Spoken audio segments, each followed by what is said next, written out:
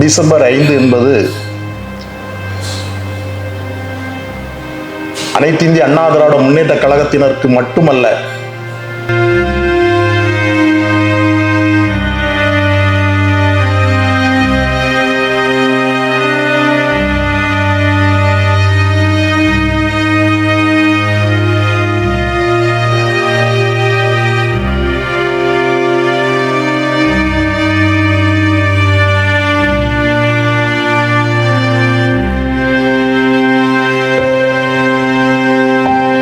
December 5 என்பது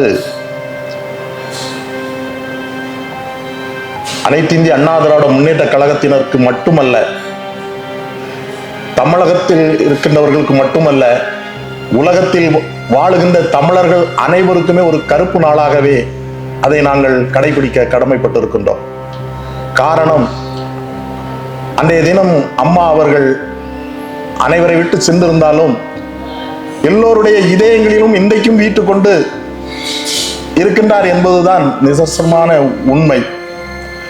December 5 மிகவும் நாங்கள் வருந்தத்தக்க நாள். அப்படி ஒரு நாள் எங்கள் வாழ்க்கையில் என்றுமே அமைந்திருக்க கூடாது. அது ஒரு துரதிர்ஷ்டவசமான நாள். அம்மா அவர்களை பொறுத்தவரையில் யாராக இருந்தாலும் சரி, மிகப்பெரிய கோடீஸ்வரர்களாக இருந்தாலும் சரி, சாதாரண ஏழை தொண்டனாக இருந்தாலும் சரி, ஒரு தாய் உள்ளத்தோடு தான் அனைவரிடமும் பழகுவார்கள். சாதாரண விவசாய குடும்பத்தில் பிறந்த என்னை அரசியலில் ஒரு அங்கீகாரம் தந்து பாராளுமன்ற மாநிலங்களவை உறுப்பினர் என்கின்ற மாபெரும் பாக்கியத்தை தந்தவர் மாண்புமிகு புரட்சி தலைவி அம்மா அவர்கள். அவர்கள் இன்றைக்கு இல்லையே என்று நினைக்கின்ற பொழுது என் உயிர் உள்ள வரையும் நாங்கள் அந்த வேதனைகளை சுமக்க வேண்டிய கட்டாயத்தில் தான் இருக்கின்றோம். அம்மா அவர்கள் இருந்திருந்தால் எப்படியெல்லாம் இருக்கும் என்பது இன்றைக்கு நன்றாக தெரியும்.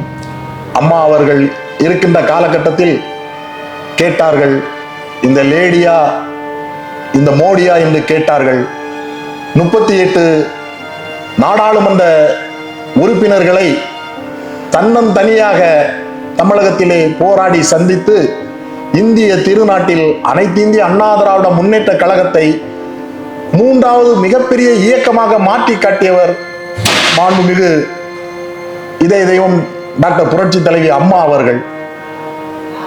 அந்த வழியில் இன்றைய தினம் கழக பொதுச் செயலாளர் அவர்கள் இயக்கத்தை அம்மா விட்டு சென்ற பணிகளை தொடர்ந்து செய்து கொண்டு இருக்கின்றார்கள்.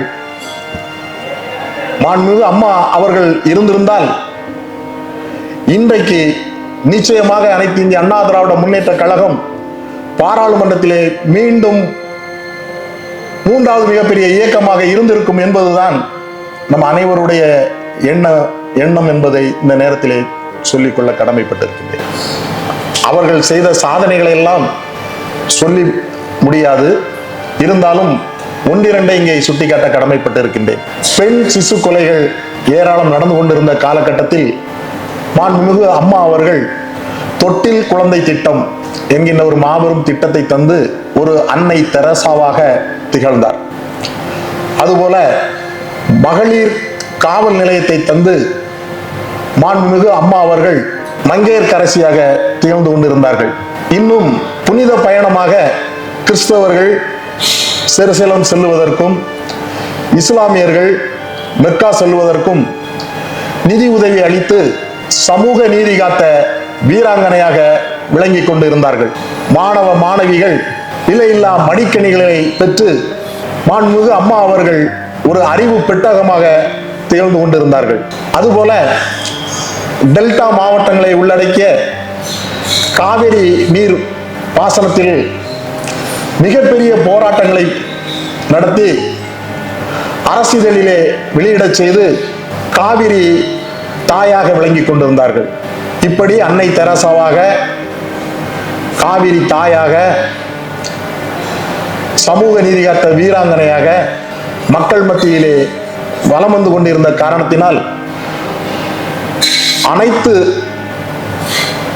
சமுதாய மக்களையும் ஒன்றிணைத்து எப்படி கிறிஸ்தவர்களுக்கும் இஸ்லாமியர்களுக்கும் புனித பயணம் மேற்கொள்ள நிதி உதவி அளித்தார்களோ அதுபோல இந்து கோயில்களிலே அன்னதான திட்டத்தை தந்து அன்னபூரணியாக திகழ்ந்து கொண்டிருந்தார்கள். பசித்தவர்கள் இருக்கக்கூடாது இந்த நாட்டில் என்று பிறக்கும் பொழுதே தங்க தட்டிலே சாப்பாடை சாப்பிட்டு இருந்தாலும் கூட இந்த நாட்டில் வறுமை மிக கொடியது என்பதை எண்ணி ஏழை எளிய மக்கள் மீது அன்பு கொண்டு அனைவருக்கும் அம்மா உணவகம் அமைத்து அருமையான உணவுகளை மிக குறைந்த விலையில் தந்த அன்னபூரணி தான் மாண்புமிகு அம்மா அவர்கள் என்பதனையும் இந்த நேரத்திலே சுட்டிக்காட்டி, என்றென்றும் வாழ்க்கையில் உயிர் உள்ளவரையும் அம்மாவை மறக்கவோ மறுக்கவோ முடியாது. தாலிக்கு தங்கம் தந்த தாயாக விளங்கியவர் மாண்புமிகு அம்மா அவர்கள். இப்படி அவர்கள் செய்திருக்கின்ற திட்டங்களை எல்லாம் சொல்லி கணக்கில் அடங்காது என்பதனையும் சொல்லி, இந்த உலகத்தில் உயிர் உள்ளவரை அம்மாவுடைய புகழை போற்றி போற்றி வணங்குவோம் வணங்குவோம் வணங்குவோம் என்று சொல்லி விடைபெறுகின்றேன்.